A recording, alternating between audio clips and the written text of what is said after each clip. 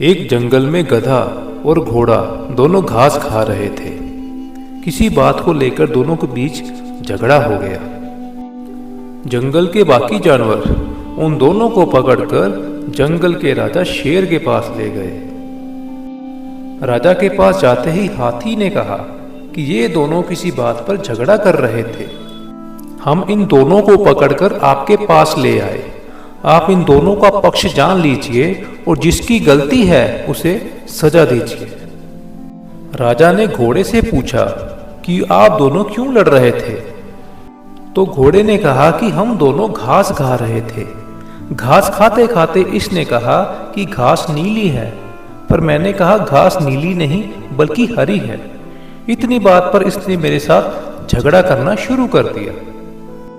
गधे ने कहा मैंने भी इसे बार बार कहा कि घास हरी नहीं बल्कि नीली है, पर इसने मेरा कहना नहीं माना और मुझसे भी रहा नहीं गया। फिर धीरे धीरे झगड़ा काफी बढ़ गया। दोनों का पक्ष जानने के बाद राजा ने कहा कि घोड़े को 1 महीने के लिए जेल में डाल दिया जाए। ये सुनते ही घोड़ा रोते हुए बोला कि महाराज ये तो अन्याय है।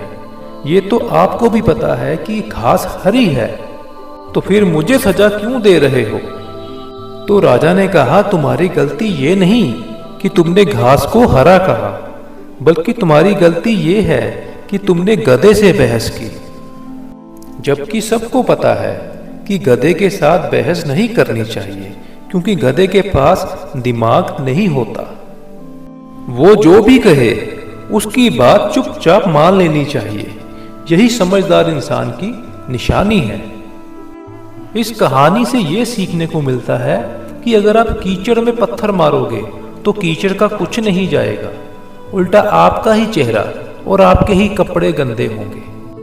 उसी तरह अगर आप किसी बेवकूफ या किसी बदतमीज इंसान के साथ बहस करोगे तो उसमें नुकसान आपका ही होगा। उस समय जवाब ना देकर चुप रहना ही समझदार इंसान की निशानी है।